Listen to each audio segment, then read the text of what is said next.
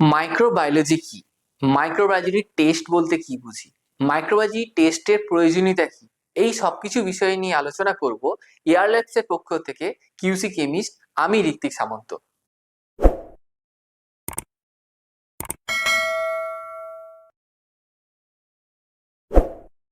আমরা সকলেই বায়োলজি সম্বন্ধে জেনে থাকি। বায়োলজি হলো বিজ্ঞানের এমন একটি শাখা যেখানে জীব জন্তু পশু পাখি সবকিছু নিয়ে আলোচনা করা হয়।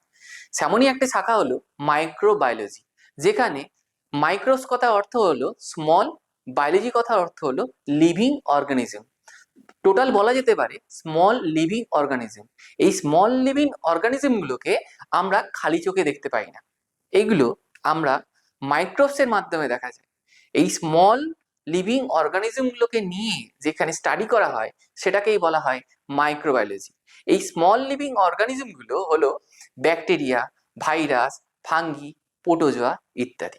মাইক্রো অর্গানিজম গুলোকে আমরা মাইক্রোবস অথবা জার্মস বলে বলে থাকি, যেগুলো পরিবেশের মধ্যে বিভিন্ন স্তরে পাওয়া যায়, যেমন বাতাসের মধ্যে, জলের মধ্যে এবং মাটির মধ্যে। এই সবগুলোকে বলা হয় মাইক্রো অর্গানিজম। কিছু কিছু জার্মস মানব শরীরে উপকারও দেয়, কিছু কিছু জার্মস মানব শরীরে অপকারও দেয়।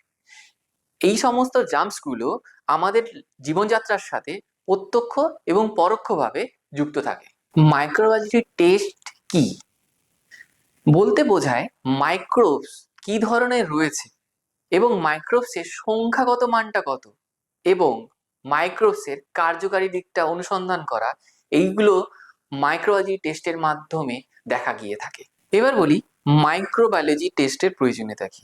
মাইক্রোবায়োলজি টেস্ট কাদের করব? নেচারালি আমরা প্রোডাক্টের করে থাকি। প্রোডাক্ট আমাদের তিন রকমের হয়ে থাকে: সলিড, লিকুইড এবং পাউডার। আমরা আগেই আলোচনা করেছি, যেখানে জল, বাতাস এবং মাটি রয়েছে সেখানে মাইক্রোবসের অবস্থান থেকে থাকে। তেমনি হলো লিকুইড স্যাম্পেল। লিকুইড স্যাম্পেল যেখানে মধ্যে জলের অবস্থান অলরেডি আছে।